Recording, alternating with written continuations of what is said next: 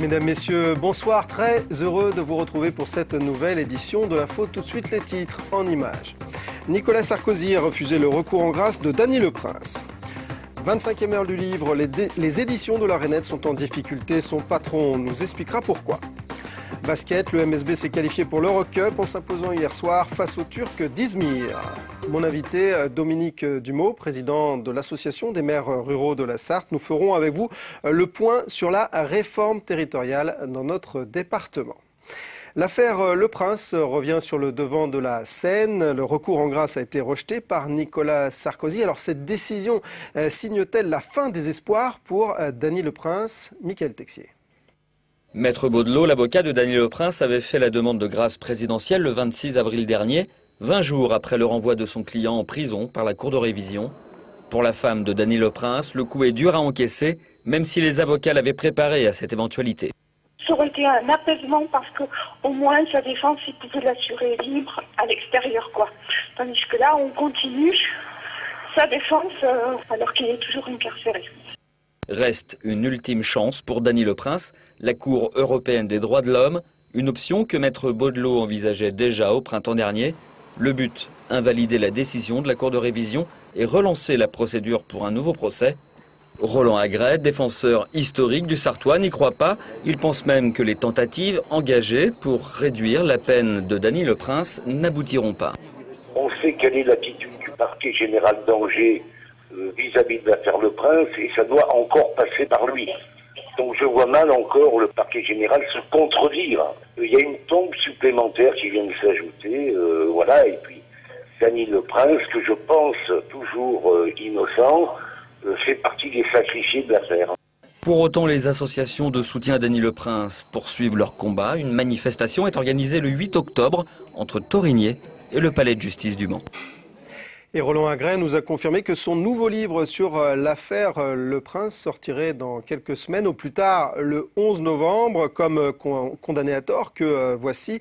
Il a été coécrit par Nicolas Poincaré, journaliste sur Europe 1. Son titre, Affaire Le Prince, révélation et indigestion judiciaire. Il est édité par Anne Carrière. Nous y reviendrons prochainement. Dans l'autre affaire du moment, celle de l'enlèvement des deux jeunes petites filles de la Flèche, Noélie Ouvrard a été maintenue en détention provisoire à la prison de Rennes. La décision lui a été confirmée ce matin par le juge des libertés. Son avocat a fait appel de cette décision. Et tout de suite, le reste de l'actualité en bref, Laure Girard.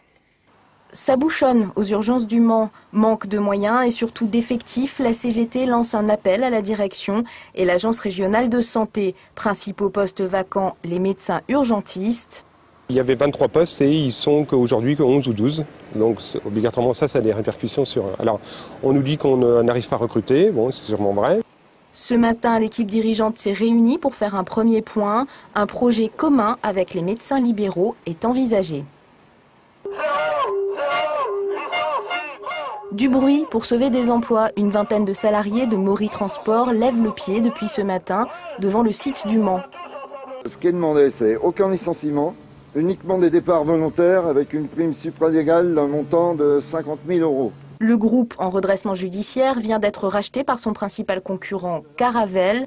De son côté, la direction parle bien de 10 licenciements, dont la moitié en départ volontaire. À l'heure où d'autres sont en classe, les élèves du collège Anne-Franck, quartier sud du Mans, s'occupent comme ils peuvent. Ce mercredi matin, des parents d'élèves assurent l'intérim suite à l'arrêt maladie d'un professeur. Absent depuis la rentrée, il n'est toujours pas remplacé malgré les demandes et les actions multiples des parents. Un non-remplacement que l'inspection explique par le statut particulier de ce professeur coordinateur de l'équipe pédagogique. Ils assimilent le rôle de coordinateur à celui de principal. Et un principal n'est pas censé être devant les élèves. Or ici, c'est tout le contraire. Rappelons qu'Anne-Franck est un collège expérimental au projet pédagogique différent du schéma classique. C'est l'heure maintenant d'accueillir mon invité, Dominique Dumot, bonsoir. Bonsoir. Alors, vous êtes maire de Fercé, vous êtes aussi président de l'Association des maires ruraux de la Sarthe qui compte une quarantaine de membres, c'est ça? Oui, 40 membres aujourd'hui. Alors, vous défendez les maires des petites communes, notamment dans le cadre de la réforme territoriale. Vous êtes déjà venu en parler sur ce plateau. Pour vous, le récent passage du Sénat à gauche est le signe envoyé par les maires ruraux, justement, à l'État à qui vous demandez plus d'écoute. Oui, mais oui, on leur demande plus d'écoute parce que on se rend bien compte dans les petites communes rurales qu'on est les grands laissés pour compte. Les difficultés s'amoncellent. Nous avons de nombreux habitants qui viennent vivre en zone rurale parce que le foncier coûte moins cher. De vivre en bordure du Mans est très onéreux. Donc on s'éloigne et on vient vivre chez nous. On nous demande des services dans les mêmes services qu'en zone plus importante, que dans des grosses communes. Mais on est en difficulté parce que les moyens ne suivent pas. Et on se rend bien compte que tous ces problèmes-là sont ignorés par les électeurs, les politiques nationaux qui ne se rendent pas compte du tout des difficultés que l'on rencontre, donc on les interpelle. Alors c'est pas un vote à gauche, c'est un vote contestataire en disant attention, pensez à nous, repensez aux citoyens qui habitent dans nos communes, faites en sorte que demain leur vie soit un peu plus agréable qu'aujourd'hui. L'État risque de vous répondre comme il répond habituellement. Aujourd'hui, nous n'avons plus de moyens pour justement répondre à ces services que vous réclamez. Il faut réduire la voilure, nous n'avons plus les budgets nécessaires. Alors bien évidemment, on sait très bien que l'argent manque, mais malgré tout elle existe, mais elle est inéquitablement distribuée sur le territoire, et c'est toute la problématique. Et notre inquiétude aussi, c'est de voir que les décideurs, les gens qui se trouvent au niveau de l'État et qui prennent des décisions, le fossé entre eux et nous se creuse énormément, et qu'ils ne se rendent pas compte des besoins qu'ont nos citoyens ou des difficultés dans lesquelles ils se trouvent. J'ai un exemple flagrant, j'entendais à la radio tout à l'heure une personne très informée qui expliquait que la presse écrite à l'échelle 2014 devait disparaître et pour être remplacée par l'information sur Internet. Je vais vous donner l'exemple d'un petit village comme le nôtre. Il y a 240 personnes, 240 foyers qui sont relayés qui ont le téléphone chez eux. Sur ces 240 foyers, 80 à 100 maximum ont Internet à leur domicile. Donc il y a de la marge. Donc il y a de la marge. Et quand j'entends des gens qui, au niveau national, sont convaincus que les journaux doivent disparaître dans 2 ans parce que c'est Internet qui fera la différence, et que nous, dans les zones rurales, on a près de 2 citoyens sur 3 qui n'ont toujours pas Internet, ça m'inquiète et ça reflète un petit peu l'incohérence. À plusieurs vitesses. Oui. Mais alors qu'est-ce que ça veut dire? Ça veut dire que vous conseillez aux sénateurs et vous demandez à l'État de renoncer à la réforme territoriale? On leur demande juste que cette réforme territoriale soit prise en main par les élus. On ne veut pas que ce soit dans les préfectures ou dans les ministères qu'on colorie de jolies cartes. Le préfet, je sais qu'il n'aime pas ce terme, mais malgré tout, c'était des belles cartes bien coloriées. Et qu'on ne pense pas qu'au milieu de toutes ces couleurs, des gens y vivent. Et ce qu'il faut pour que ces nouveaux périmètres que le préfet propose soient force de proposition et permettent aux gens demain de vivre mieux, il faut que ce soit pris en main par les élus et pas imposé par l'État. Alors le préfet, vous le citiez justement, est-ce que vous estimez qu'il a lâché du lest, notamment sur la réforme de la carte territoriale, de la carte de l'intercommunalité en Sarthe? On sait qu'il y a eu une réunion assez importante début septembre sur ce sujet. Oui, clairement, il a mis de l'eau dans son vin. Il avait mis une barre un peu trop haute à mon goût, et il s'est rendu compte que l'ensemble des élus, même les élus nationaux d'ailleurs, même ceux qui ont voté la loi, prenaient un peu de recul par rapport à ce schéma, et donc il s'est recentré sur l'essentiel, comme le prévoit la loi, donc les communes isolées et l'intercommunalité donc la communauté de communes de moins de 5000 habitants qui doivent fusionner ou s'intégrer. Voilà. Mais pour le reste, voilà, c'est ça. Et pour le reste, il a précisé qu'il fallait laisser du temps au temps, et il a redonné la main aux élus, ce qui est une bonne chose pour que ce soit des territoires qui soient vivants demain. D'accord. Du temps au temps, c'est-à-dire combien de temps concrètement vous estimez nécessaire pour qu'on discute sur cette intercommunalité? Parce qu'après tout, c'est bien de débattre sur le sujet pour être plus efficace, on va dire. Alors clairement, le schéma aura eu le mérite de créer le débat. Donc les propositions du préfet ont fait en sorte que les élus se sont posés des questions. Donc ça, c'est le côté positif de la chose. Le problème, c'est que les outils pour prendre des décisions objectives n'existent pas.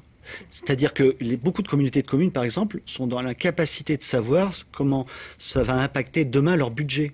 Parce que les outils nécessaires au calcul, au transfert de charges, etc. n'existent pas. Assez complexes, et pour ça, il faut du temps. Vous estimez qu'il faut du temps. C'est-à-dire combien de temps? 1 an, c'est ça? Minimum 1 an, au moins 1 an. Mais malgré tout, on ne peut pas demander à 40 communes, comme c'est proposé dans le Nord-Sarthe, par exemple, de se mettre à travailler ensemble pour un projet commun en 1 an. Il faut laisser beaucoup plus de temps que ça pour que les élus intègrent le schéma, intègrent le fait qu'à terme, ils devront travailler ensemble et y aller petit à petit. Peut-être que ça mettra 4 ou 5 ans, mais si c'est pour permettre demain aux citoyens dans nos communes d'être mieux desservis en service et d'être plus heureux dans leur vie, le jeu en vaut la chandelle. Parce que si on va trop vite, on va tout casser. Dans un an, voire dans plus longtemps, si l'État, l'Élysée passe à gauche, si l'Assemblée nationale passe à gauche, est-ce que vous estimez que ce sera plutôt un bon signe, justement, que ça ira dans votre sens? Très honnêtement, je doute. La volonté de vouloir mutualiser, de vouloir rassembler les communes dans une intercommunalité pour, à terme, diluer ces communes, c'est le terme employé dans le rapport Balladur, c'est pas une volonté forcément politique, c'est aussi une volonté des technocrates, des gens qui seront en place, que ce soit la gauche demain ou la droite après, ça sera toujours ces gens-là qui seront en place, et cette volonté, elle vient d'eux essentiellement. Je suis pas convaincu que demain, la gauche au pouvoir fera en sorte que la réforme des collectivités territoriales disparaîtra comme ça, quoi. Dominique Dumont, merci beaucoup d'être venu sur ce plateau. On poursuit maintenant notre série consacrée à la 25e heure du livre, en nous arrêtant sur les difficultés que traversent les éditions de la Rainette. Cette maison mensuelle fondée par Gilles Kervella vient notamment d'éditer Les Toqués de la Sarthe. Julien Sénéchal vous en a parlé hier dans le bocal local. C'est presque une dernière chance pour la Rainette. Laure Girard, Julia Lepère.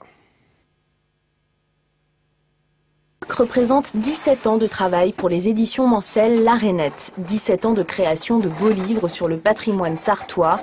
Des livres longs et chers à réaliser. Pour la petite maison de Gilles Kervella, la situation financière est critique. Pour sortir la tête de l'eau, l'éditeur change sa manière de faire. Le format sera plus léger et moins cher à fabriquer. On est en train de prendre un virage, pas qualitatif, je tiens à le souligner, mais sur le fond, on va changer de thème, on va traiter de thèmes plus populaires. Et s'il est un thème populaire entre tous en ce moment, c'est la cuisine. La Rainette mise gros avec la sortie de ce nouvel ouvrage sur 22 chefs cuisiniers de renom, Les Toqués de la Sarthe. Un livre peut sauver une maison d'édition et un livre peut détruire une maison d'édition. Voilà, c'est tout simplement ça. Donc les chiffres, ça peut être de 20 à 30 000 euros, suffisent pour détruire une petite société comme la nôtre. Et pour mettre toutes les chances de son côté, la maison choisit dorénavant de faire préfinancer ses publications par des collectivités publiques ou privées. Le coût d'impression supporté par ce sponsoring, Les Toqués de la Sarthe, coûte seulement une vingtaine d'euros. La Rainette, c'est aussi la revue trimestrielle Maine Découverte, réalisée par 15 bénévoles. Pour pérenniser l'aventure, Gilles Kervella veut créer une association, les Amis de Maine Découverte. Si on pouvait avoir 700 à 800 adhérents à cette future association des Amis de Maine Découverte, ça serait formidable pour pouvoir relancer cette revue qui est également un peu la vitrine de la Rainette. La Rainette a 17 ans de savoir-faire et continue de se battre pour le faire savoir. Sport à présent, le MSB s'est qualifié pour l'Eurocup mardi soir en battant Izmir 80 à 78. Le premier objectif de la saison est donc atteint, même si la victoire fut davantage l'œuvre de personnalité que celle d'un collectif. Yannick Morfin, Amoun Chamsoudine. Malmené en défense durant une bonne partie de la rencontre, les Manceaux ont dû s'en remettre à ses individualités pour mener à bien sa mission.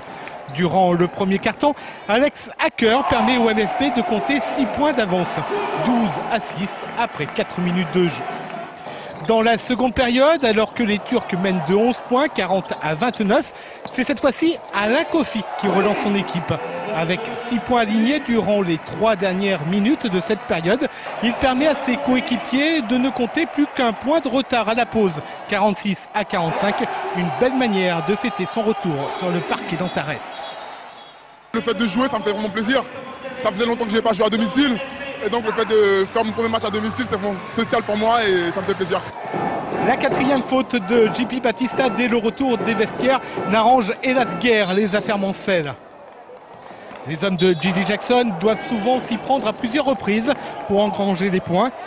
Et c'est avec 8 points de retard tout de même qu'ils abordent la dernière période, 69 à 61.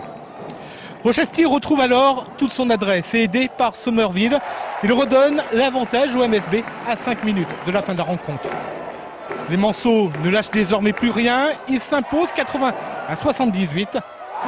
Le MSB connaîtra la composition de sa prochaine poule d'Eurocup mardi prochain. Allez, comme chaque soir, une idée de sortie pour terminer. Pour Louis de Funès, c'est le titre de la pièce jouée au Mans par Didier Laster au théâtre Paul Scarron les 6, 7, 8, 10 et 11 octobre. Une pièce écrite par Valère Novarina et qui se présente comme une critique féroce d'un théâtre intellectuel et naturaliste. Voilà, cette édition est maintenant terminée. Merci de l'avoir suivi. On se retrouve demain, même lieu, même heure, pour une nouvelle édition de l'Info. D'ici là, passez d'excellents moments sur notre antenne. Au revoir.